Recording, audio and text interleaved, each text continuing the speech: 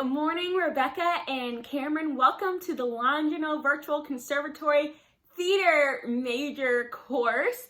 We will be diving into acting for film, and I'm really excited about this because this isn't an area we usually get to dive into in this program with the Salvation Army. Everything's live and for the stage, and I love that, and I know you guys love that too. There's nothing like that energy you get from your peers and a live audience and all that kind of stuff, but there's beauty in acting for film. We know this. What did most people do during quarantine? They watched Netflix and they chilled and they watched Hulu and Disney Plus. Like, acting for film is a huge thing, and it should be part of our ministry as well. So I know we only have a week, but we're going to dive into some things. In the morning, I will post within our unit. There will be a YouTube link for a technical aspect. After that, complete the follow-up questions, and then at night we'll do a live session for about 30 minutes of practicing our performance or reading through our script and working with it for the film piece that we are going to put out for the graduation that is soon to come. If you have any questions or concern, you're both on my Facebook. Just shoot me a message, and yeah, let's get into it this morning. The video's kind of old, but the knowledge is great. We have an acting for film clip from a famous actor, and I hope it helps you guys and inspires you like it inspired me. I'll see you guys tonight on Zoom. Oh yeah, make sure in the unit you look at the script. It's posted there, and the worksheets will be going through it. It's also posted there. All right, see you guys, enjoy. We're going to talk for a little while about film acting, of which I've done a little bit.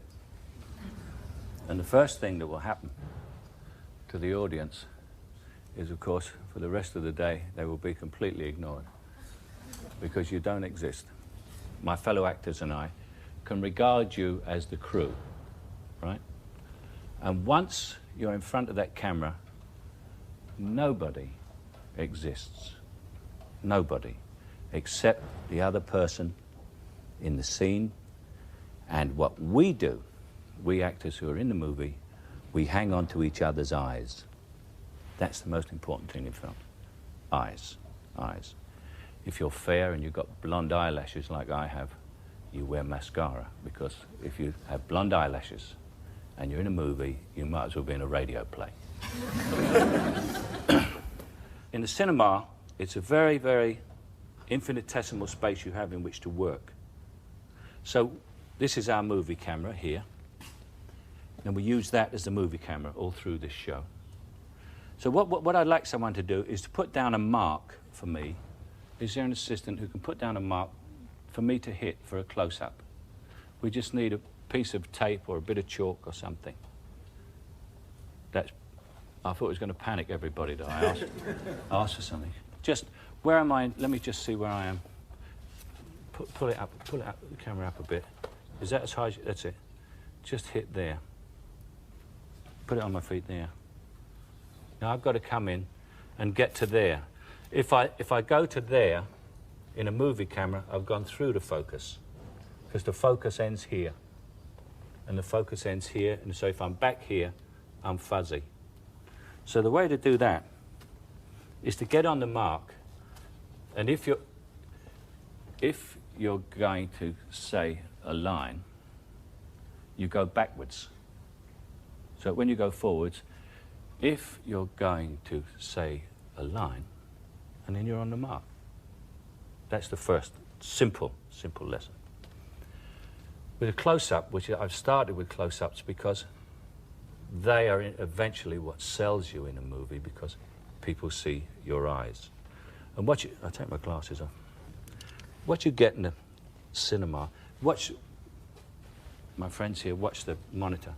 What I often see in television or cinema is people who are looking at someone else and they change eyes. Can I have some? Come stand here, Simon. You stand off camera, and then I will look at you. Stand. Always remember, if you're doing a close-up with somebody, you are the off actor, the one who's off the set. Get as close to the lens as possible to bring the other actor around to the most advantageous for him, which is right round to the lens. So you stick your... Don't pan right, cameraman, because you'll hit something. Now, you see actors, and they're acting, and they change, and it's an infinitesimal thing in the eyes, is they change eyes as they're talking. Can you see my eyes changing there? Yes. Just, I'm changing eyes, Yeah. and I'm blinking. Now, that is two of the worst things to do. First of all, you never change eyes, and what you do is you pick an eye. Now, which eye do you pick? I look at, with this eye, because the camera is there, I look at this eye, at your eye there, which brings my face, you can see. If I look with this eye at that eye, look what you get. Yeah. You see the difference? Yeah. But it's the same look. And if I keep blinking, it weakens me. But if I'm talking to you, and I don't blink, and I just keep going, and I don't blink, and I keep on going, and I don't blink, you start to listen to what I'm saying. And it makes me a very strong person, as opposed to someone who is sitting there going, which is someone who's completely flustered. The camera is like somebody who loves you deeply. It's the most incredible of mistresses or lovers, whichever sex you are, because it will love you forever, in spite of the fact that for the rest of your career, except on given occasions, which we will come to, you ignore it. It does not exist. You never look into it, you never know it's there. You just hold the eyes of the other person and listen. And listening is really what acting is all about for movies. It's not like the theatre. It's an entirely different situation. When I was in the theatre, I was inadvertently given some advice by the theatre producer. When very young, I was in repertory in Lowestoft. And he said to me, "What are you doing, Michael?" And I said, "Nothing, sir." He said, "What? What do you mean, nothing?" I said, "Well, I haven't got anything to say." So he said, "What do you mean you haven't got anything to say?" He said, "Of course you've got things to say. You have got wonderful things to say.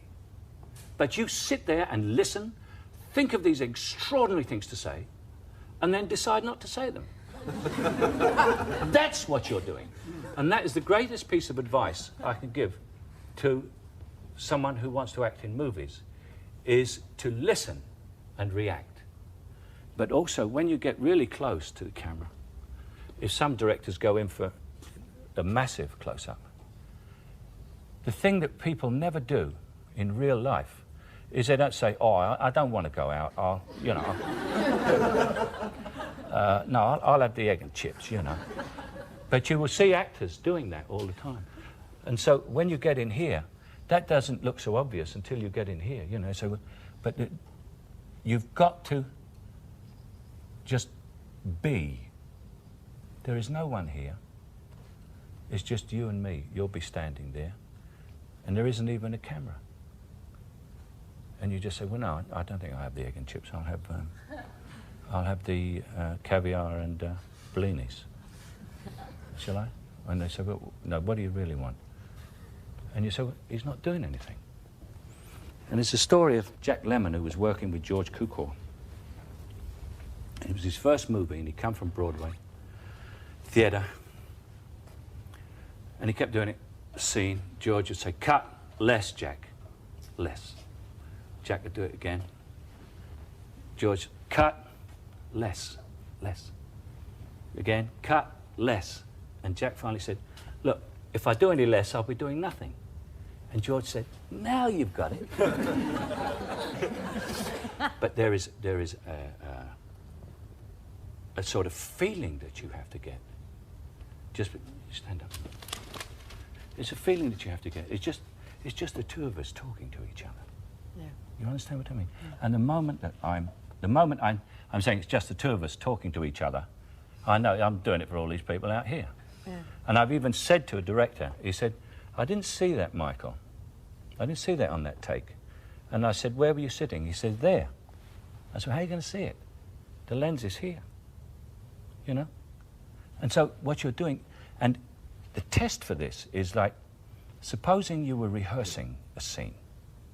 So I'm standing here talking to you, and we're rehearsing a scene, and the director comes up, or assistant director or someone, will come up and say, oh, I'm sorry, I see you're rehearsing, and he goes away. If he can see that we are rehearsing, then we're not doing it right. What should happen is we should be talking just to each other. Yeah. And the director, the assistant or the friend or other actor should come up and join in the conversation as though it's a real conversation. And you say, we're rehearsing. And they say, oh, I didn't realise. Okay? Has anybody got any questions? How do you achieve your sense of relaxation? By just feeling concentrated and... It's concentrated, and you know that you have no enemies. Everybody's on your side. The camera is like a belt or a net behind you. And someone's standing behind you and saying, look, you can relax, it's okay. You don't have to push it. Like, say, in the theatre. You don't have to push it, just relax and let it come out. If you do it right for them, for this camera, it will catch you every time you fall back. It's watching you, it's your friend, it loves you, and it is listening and watching everything you do. You don't have to do it big. You don't have to shout and scream. And nobody exists except us six, right? I'm talking to you now. You got a question? Well, I was just about you're saying about listening and reacting to something that's going on. Now, how does that work if, for example, you've done your master shot and now you're going to go onto your close-ups, and that person is talking to you, and now you're going to do your close-up. And this close-up is like 3.5 hours after you've started the original thing. How do you get what you call the emotional recall? That is to actually concentration. Well, yes, but I mean, that's the next thing. Is to you don't think about it for hours. You don't think. What you do is, you see, you get actors who will say, God, I saw the rushes yesterday, and I didn't like that thing where I did that, and I don't go and see rushes. I sit on the set, and I'm figuring out what I'm going to do next, right? Anybody smoke? You've got a cigarette on you. You come up here and light it with me, and smoke with me, and we'll have a talk while we're talking. Yeah, I've got a light here.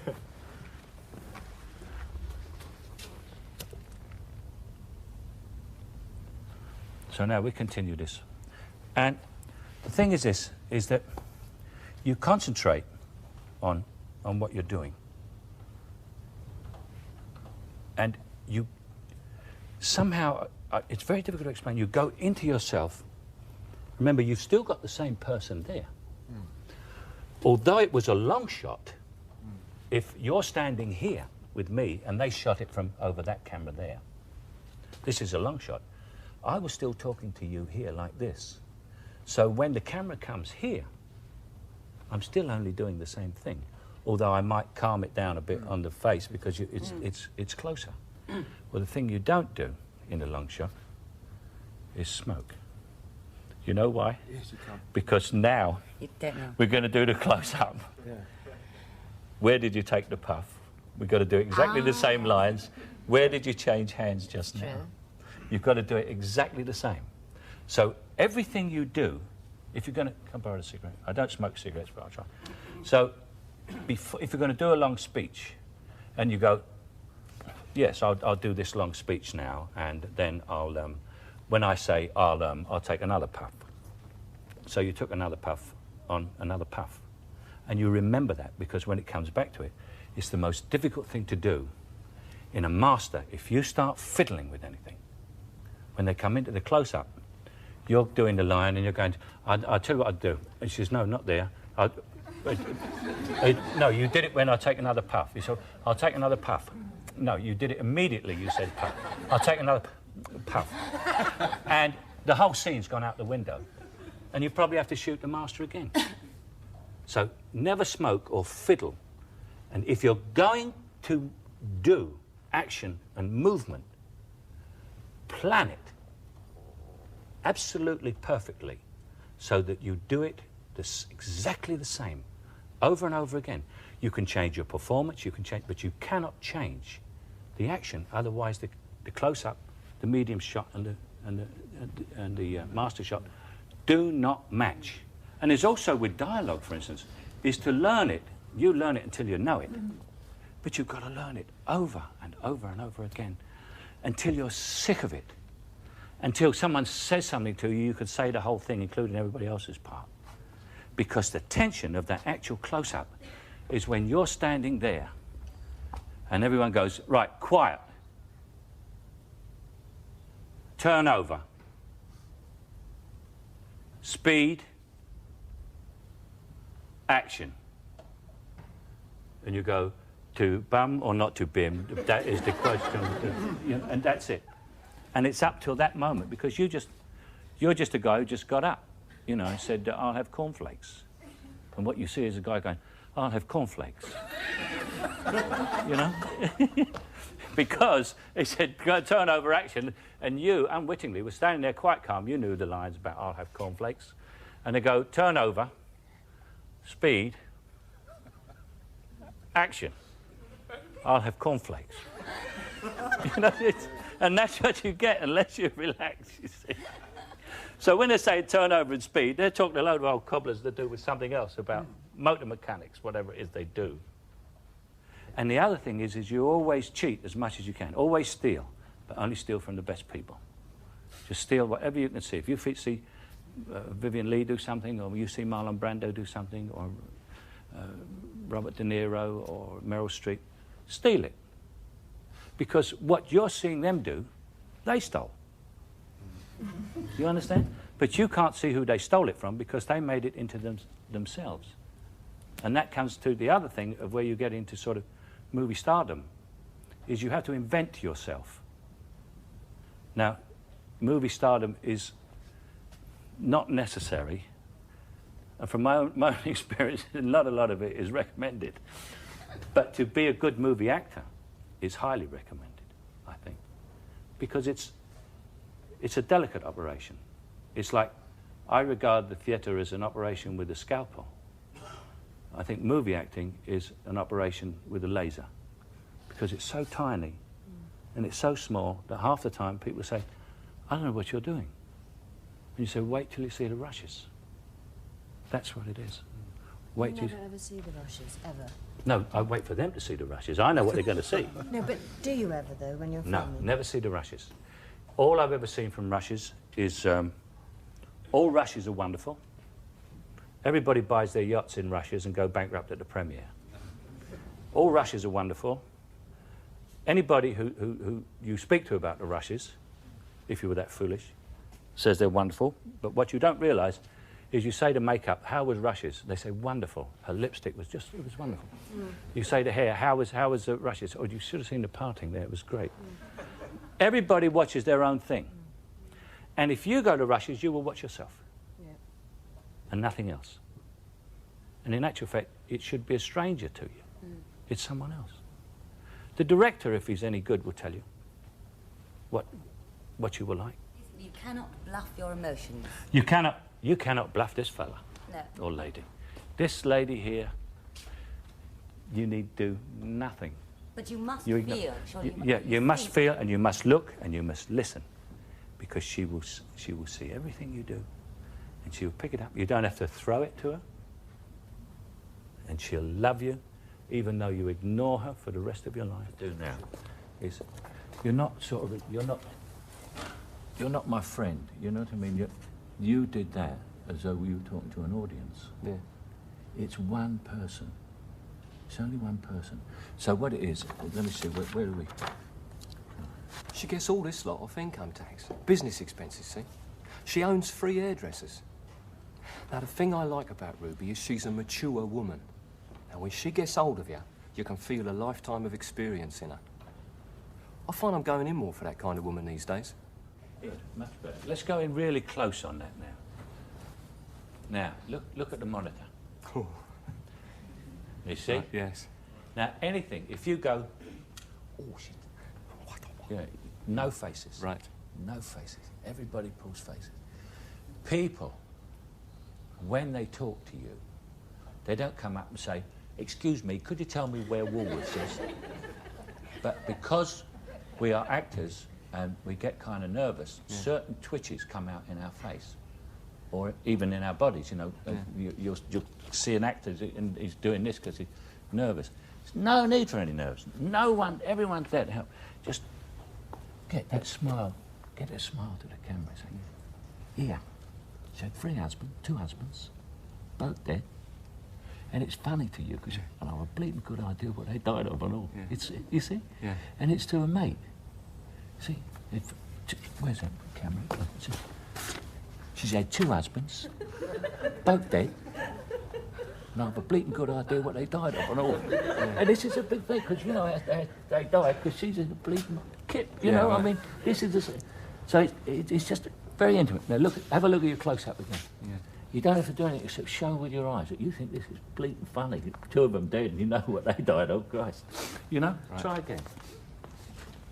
She gets all this lot off income tax. Business expenses, see? She owns 3 hairdressers. Now, the thing I like about Ruby is she's a mature woman. And when she gets hold of you, you can feel a lifetime of experience in her. Slow down. It's your mate. It is willing to listen to you. Yeah. Just slow down, say. When she gets hold of you, you feel a lifetime of experience in her hands, you know? It's you know, it's the 2 boys talking together, all, you know, great bird, this one, you know. So you can go a lot slower. Right.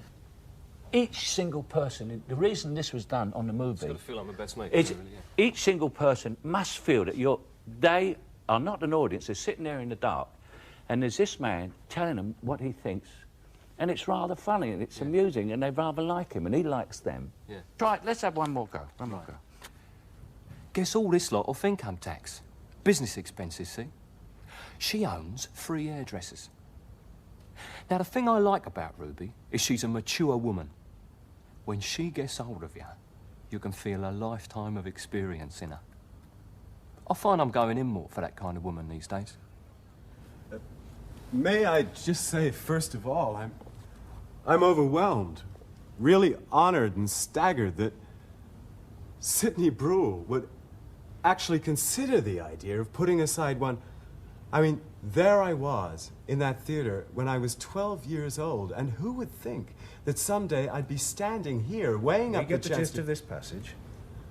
But the thing is, you've got get mobile on that. Is that if when you've got the camera on you like that and it's that close up and you're concerned about the camera. Yeah, I tell you what. No, you don't worry about it. And listening, and also is in the end you kind of think, well, and so the face gets like that. Yes. Yeah. Do you know what I mean? That's why I stopped you. Your face went like that. Yeah, I know. Yeah. You started to get frozen into that. But you see, put it on me.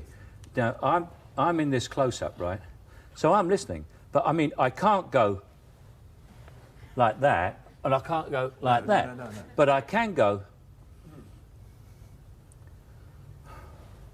Yeah. And I can use my eyes, because I'm looking at him, and he says 12 years old, and you go to Celia.